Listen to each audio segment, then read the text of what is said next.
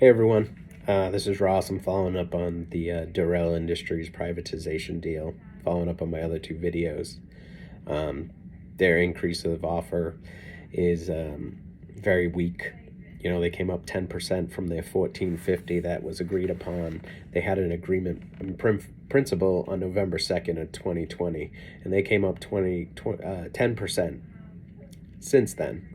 But the market, the Dow Jones and the S&P, are both up 15% in that same time period.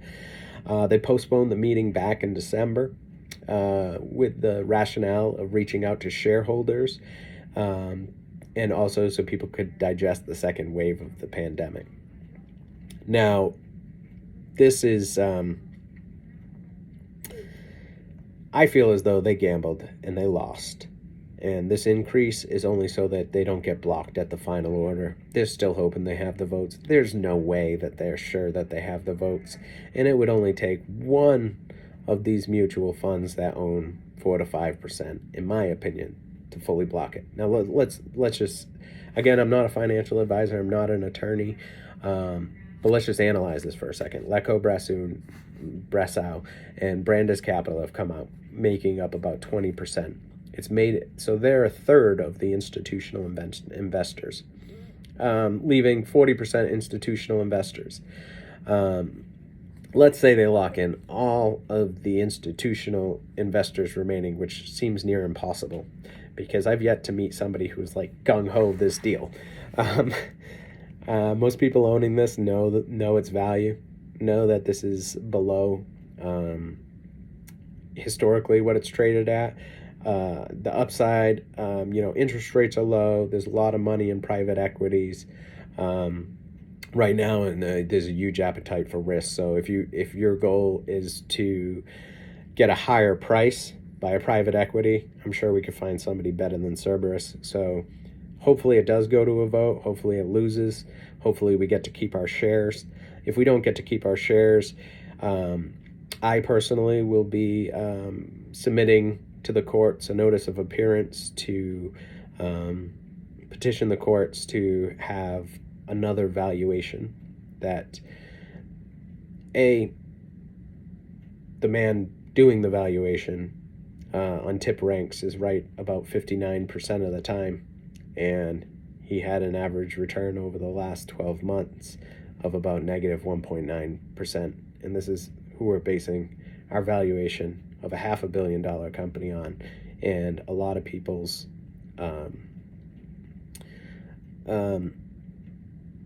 retirements, pensions, mutual funds.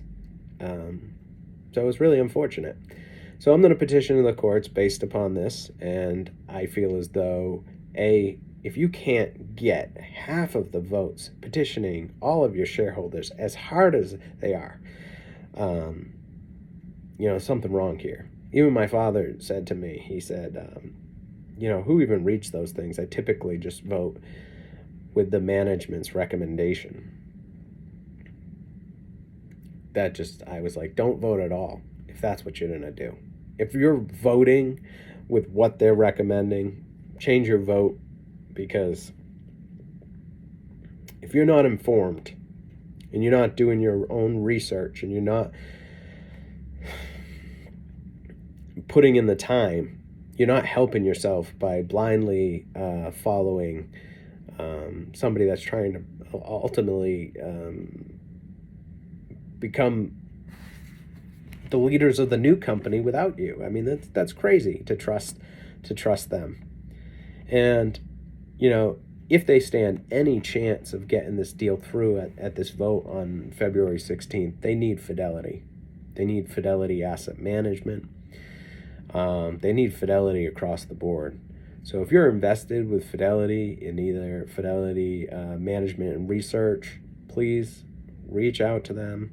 Let them know that you don't want this deal to go through, that you oppose it strongly.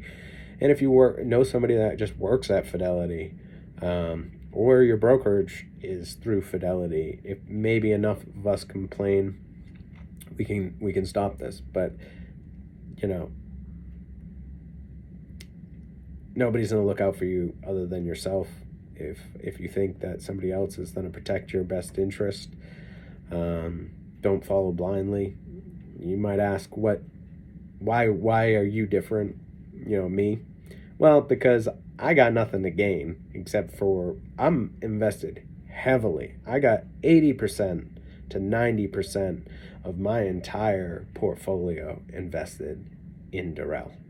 Okay, so I'm all in, guys, and I got a lot to lose, so I have no reason to steer you wrong.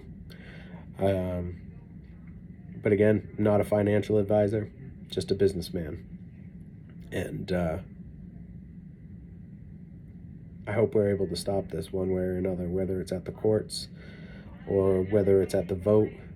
I hope Cerberus just goes away. I hope the Dorel family board gives up on this deal.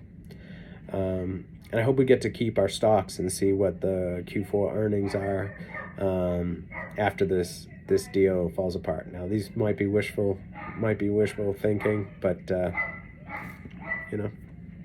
all we can do is fight. All right, thanks everyone.